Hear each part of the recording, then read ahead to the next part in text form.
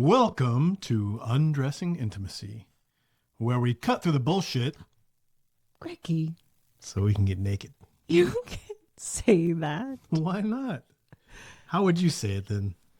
Well, maybe more like, welcome to Undressing Intimacy, where we undress emotionally so we can undress physically.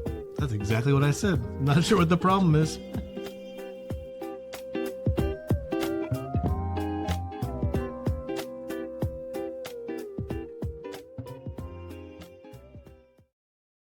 Wow, this has been quite the week. Yes, it has. We had the opportunity to do another couples retreat out in St. George, Utah. With Dan from Get Your Marriage On. I think this is our 5th retreat that we've been able to attend and coach and teach and also get to know so many couples. And they're all wonderful. But the thing that caught me off guard mostly was, one, I got relegated from the back of the class to be up front with Amy, so that was great. And maybe this is why I listened to the same content that we've talked about 5 times, and I learned so many new things. I was like, wait a minute, you mean? And so I thought, hey, if I'm listening to this for the 5th time and I'm getting new stuff, maybe we can share some of that new stuff. So really, it all started around the topic of emotions. Yes. And before we go to emotions, I just want to say that is pretty normal too, to hear something over and over and over. And each time, if you're in a new place or a new circumstance, you start to hear or understand it differently. So totally normal. And I think your new circumstance was, instead of being in the back of the room, you were up in the front of the room and you were seeing couples interact and engage with it differently. And that allowed you to experience it differently. So I was teaching about emotions. I was teaching about how we have the power of being able to name them. When you name an emotion, it does actually help your amygdala, which is responsible for sending those emotions, the chemicals of those emotions, into your body. I was talking about how naming them calms down that amygdala. And when you calm down the amygdala, you're able to have access to your prefrontal cortex, which is your wiser, smarter self. And when your amygdala is firing, that means you don't have access to that because you're still in your limbic brain. Your limbic, or your primitive brain, is more reactionary and is not as wise and capable to see a larger picture. It's more like you see a rope on the ground and you think it's a snake, so you jump. It doesn't take in as many details, and it is always thinking that things around you are a threat. So really important to be able to move out of this limbic brain, to move out of this idea of being in a threat and being able to calm down the amygdala.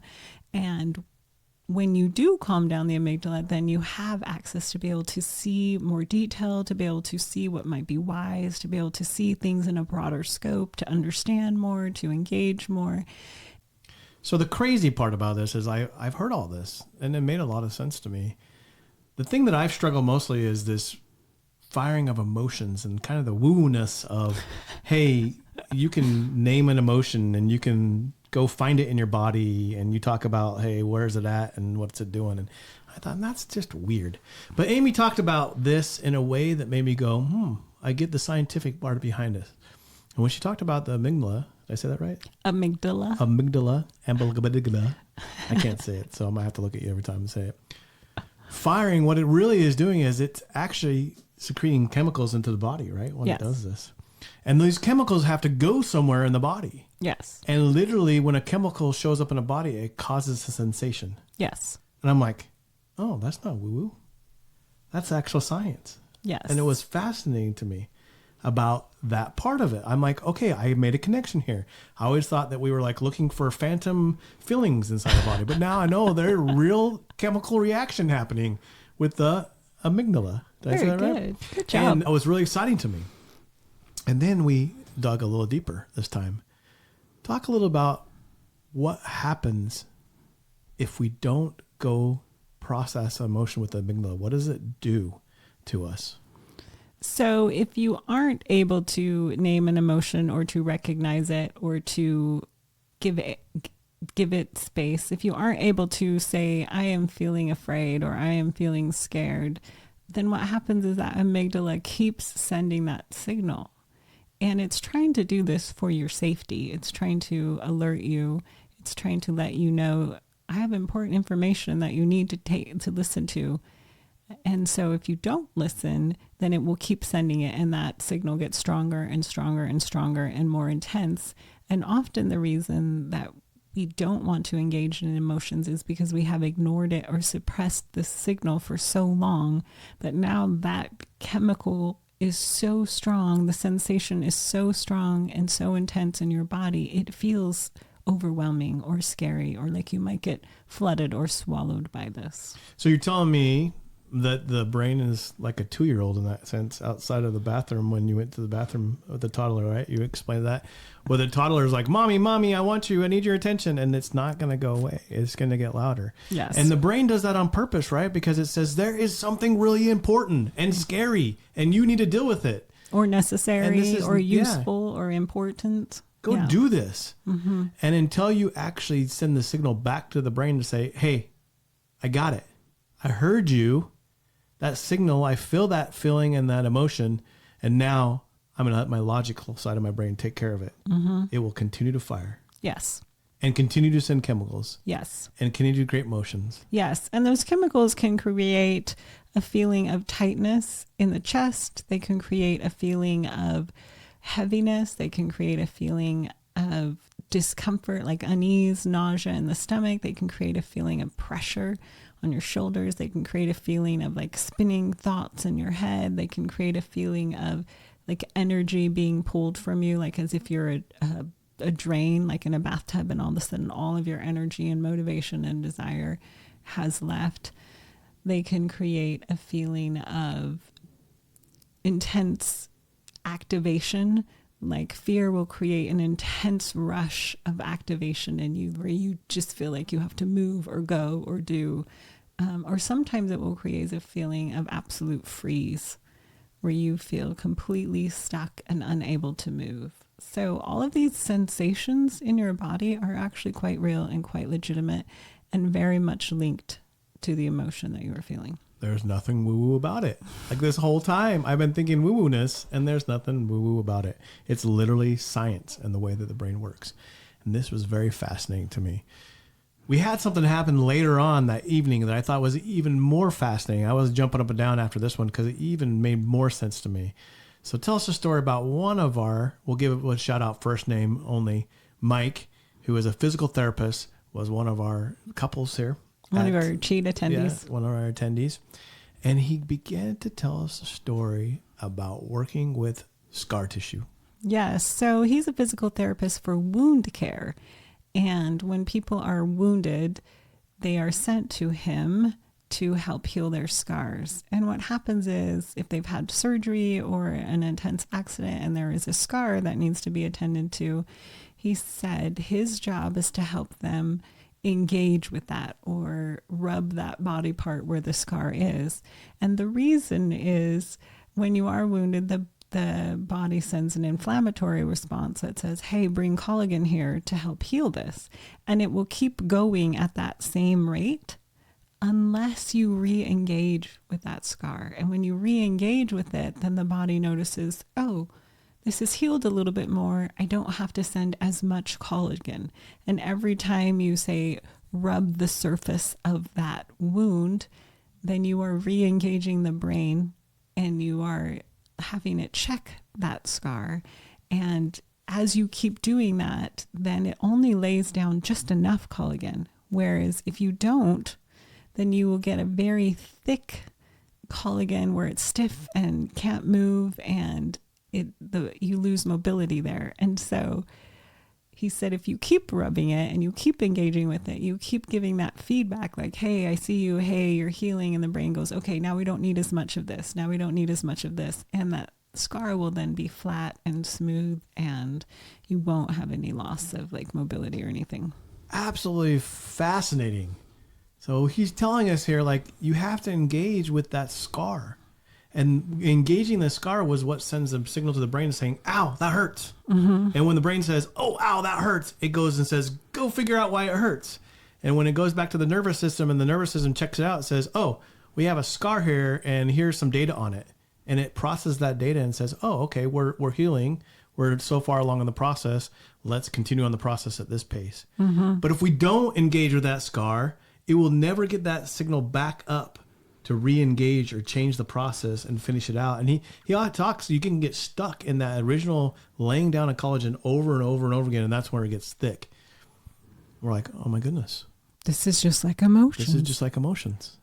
If you do not engage, which sometimes is very, very painful. He said, it's the nice little ladies that will never touch their scars because they don't want that pain. And they've come in and they won't touch them.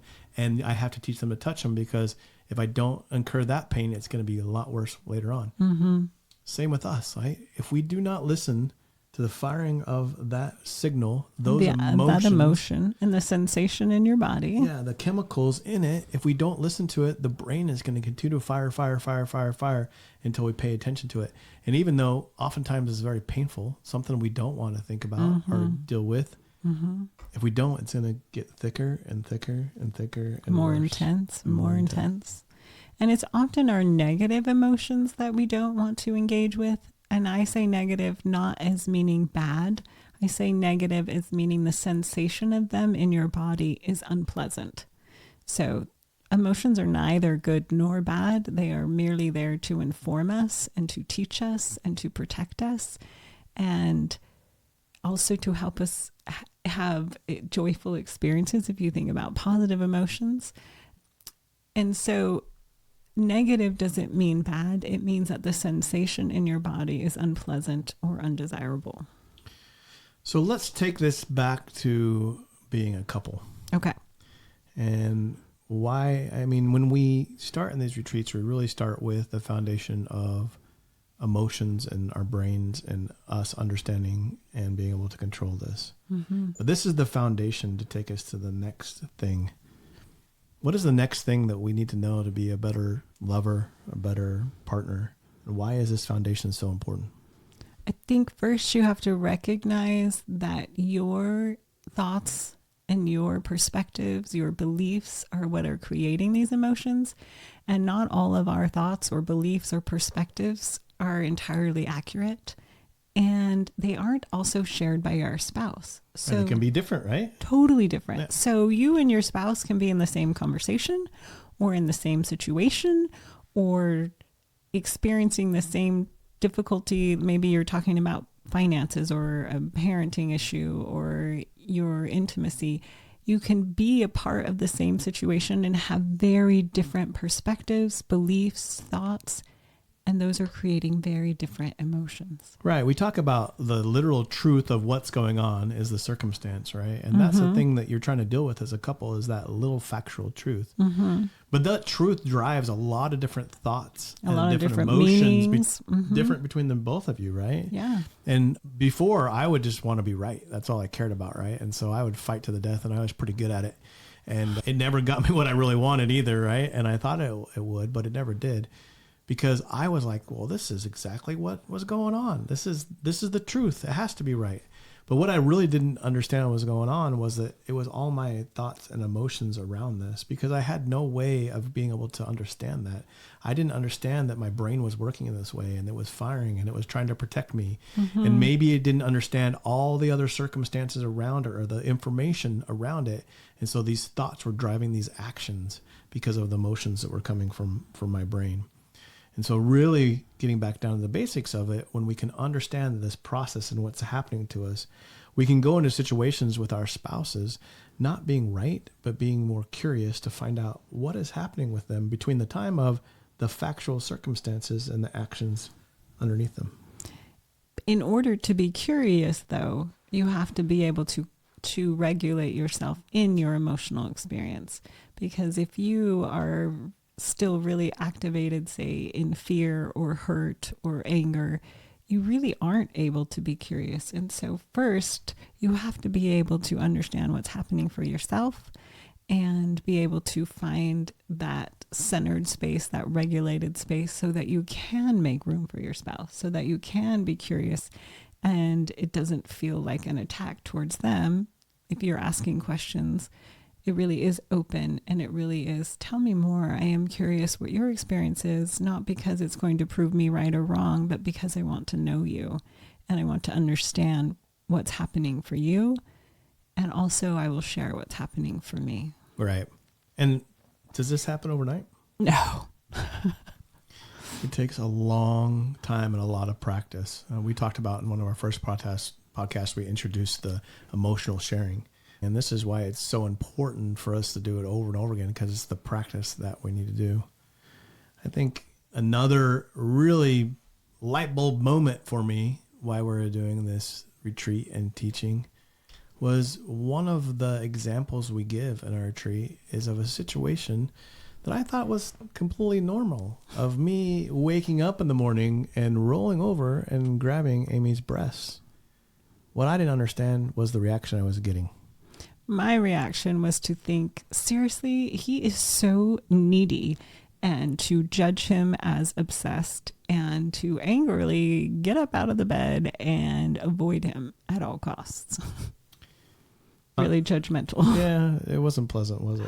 No, but there was also a neediness in your I was touch, definitely coming from a needy place. and some graspiness. So Validation needing, seeking.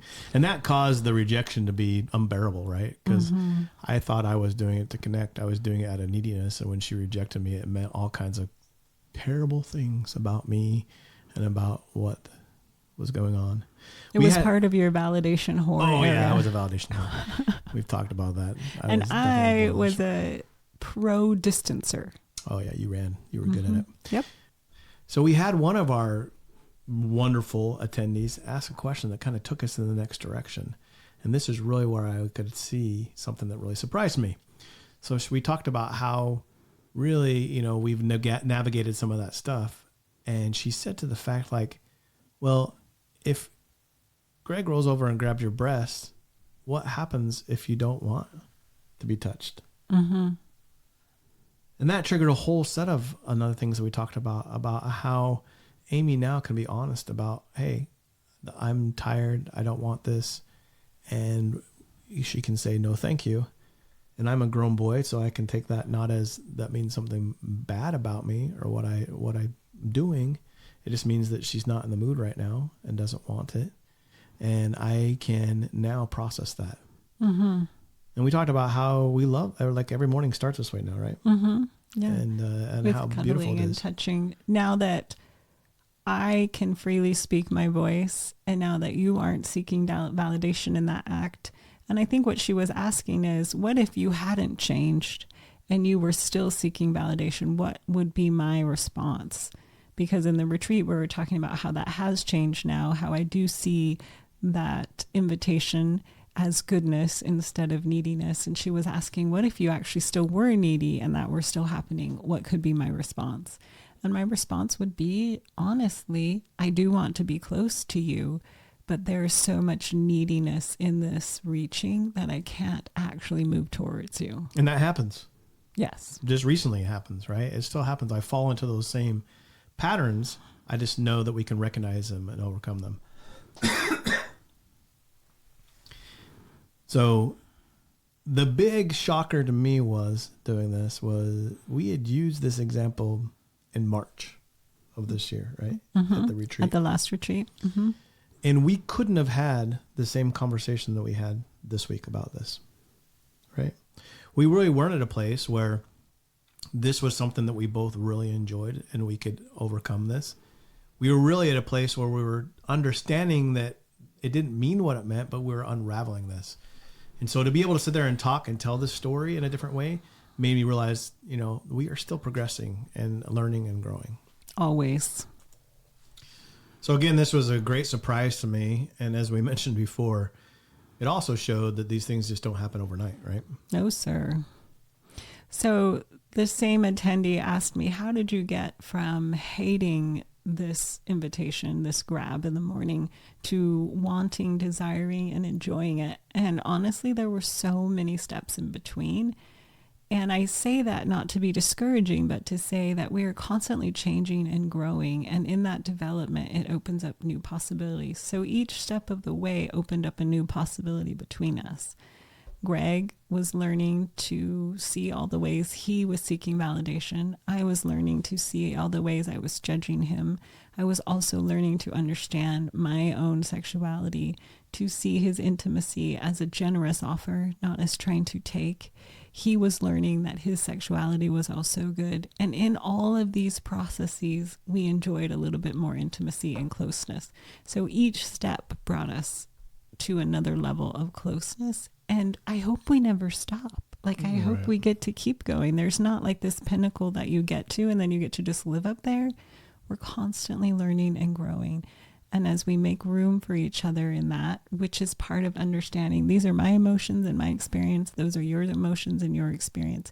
And we can learn to collaborate in those. I don't have to be right and you don't have to be wrong, but there's a lot of collaboration and understanding that can happen between us. Right. It really does go back to what we started with here on this, and the biggest surprise we had of this conversation of understanding our own emotions and being able to deal with it, because that's the foundational principle of what we call differentiation, right? Is wanting to be close to one another, but being individual, caring about what the other person thinks about them and the impact you have on them, by letting them know that you are a whole person unto yourself and not entangled with them. Mm-hmm. To be able to be autonomous and also to deeply care for someone. And if you deeply care for someone, you do want to know them. And if you're autonomous, you have a self to share. You know your own thoughts and emotions and behaviors, and you can share those. And you can also see where they may be short-sighted or blind. And you can also be open to hearing that from your spouse, as well as sharing where they may be open and blind to their impact. So it goes both ways. Yeah, I mean, I didn't even realize that what was going on, right? I thought I had maybe two emotions, tired and hungry and horny. Maybe that's the third one, mostly horny. But I had no idea what was going on. Like, I couldn't figure this out. So again, it was really important for me to learn these principles. And even, I guess I say this to my male counterparts that may fall into the bucket of woo-woo-ness. Some of it may even sound woo-woo. And I took a leap of faith of, okay, I may not understand what's going on right now, and I may think that this is a little woo-woo, but what I do understand is that I'm not dealing with what I need to deal with now, and this isn't the relationship I want to be in, and there's got to be something that's better, and stepped into that darkness a little bit to be able to figure it out. We've been doing this for 5 years, 4 years, I don't know, a long time now. We've been doing this relationship thing and coaching and learning and growing, and just this very week, I tied it all together with some scientific facts that didn't make it sound so woo-ness. So it's definitely a process of learning and understanding, and lights will go on, aha moments will happen maybe 5 years later. Right. So that same idea of re-engaging with that emotion, re-engaging with that wound each time is going to help you understand more about yourself and also more about your spouse. And when you are re-engaging, it isn't to attack or to blame. That's the important thing to note. This isn't like bringing up past hurts over and over and slinging them in your spouse's face or using them to justify your behavior. This is re-engaging with curiosity to understand how you may need to grow, or what you may need to let go of, or what you're believing that isn't entirely accurate or true or kind or helpful. It's that type of engagement where you're getting that feedback and seeing how you can develop. This isn't re-engaging to blame again or attack and say, if you just hadn't done this, then I wouldn't be feeling this. So it's a different kind of re-engagement than we are maybe most likely to do. You'll never win if you go to war. Nope. There'll just be carnage. And I thought I needed a battle all the time, and there was just carnage. And being in a place of curiosity and understanding myself and desiring to understand Amy and where she's at and what she's going on with her has really changed our marriage completely. And like we said, we get it wrong a lot still, but it really has changed where we're at. And this is why we love doing what we do, right? It is exhausting doing these retreats. Yes. How long have you slept since we got home, babe? A long time. A lot. And we called our good friends that did the retreat with us, and they've slept A lot. It is exhausting to do these things. And also so worthwhile. But it is worthwhile. As you see the ahas on these couples and you see them engaging in new ways, understanding in new ways, changing behaviors right there, seeing themselves more accurately, seeing how they're engaging more accurately. That's the part that's worth it. It is very exhausting, but it's also so worth it when you think of the impact that it's having on the marriage. If I think back of the retreat, I can look at every single piece of that retreat and see where the pieces started falling into place for different couples, right? Mm-hmm. Even one of the things we talked about a little bit, is we got to go out to the Utah desert, and we got to go ATV, RZR, side-by-side driving, which I absolutely love. My arms hurt for 3 hours because I was driving that wheel and steering it and going very fast. Very fast, over very bumpy roads. And we were climbing big rocks and everything. Climbing straight up and straight down. But I also saw one of our couples, that was what lit them on fire. Mm-hmm. There was one of the gals that had joined us that her brother owned a RZR, and she never had zero time in it. And she was like, this is so much fun. Why did I not do this before? And she was not open to her husband before that, right? It was very much a struggle. And I saw it turn around there. So along the way, we watch as they start unwinding their narratives and they start determining that they can work with each other. And what does that mean? How it does change their marriage. And obviously in 3 days, it's not a miracle and they're all healed and ready to go. But I think we fill their toolbox up with some more tools for them. Or maybe they just see the next step, which is really all you need to be able to see. Right. What's my next step? And then from there, what's the next step? It's really one step at a time. I feel like we spent a lot of time looking for the next step and couldn't find it. We struggled and we banged our heads against the same walls. And we were over and over. That we were broken and unfixable and that we could never get better. And we struggled a lot in that area. And so we're hoping that we can spend some time with y'all and helping speed up that process and getting to a place where you can find the tool sets to help you get through these struggles and overcome them and be better at what we want to be in a relationship. And that's why we do this. Yeah. Marriages are meant to grow us, and they grow us when we hit that gridlock, when we hit those points when we just don't know what to do and we're stuck. And that doesn't mean you're broken or that your marriage is broken. It means you're ready to grow. You're ready to develop. And as you take that one step at a time, you will work through that. And that's what we like to help you do, is find that next step. So we're here for you. So please go like and subscribe to the podcast wherever you're listening to it or watching it at this point. That will help us grow.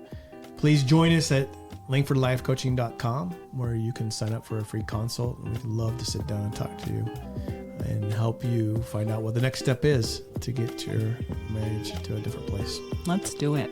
All right. Until next week, have a good one.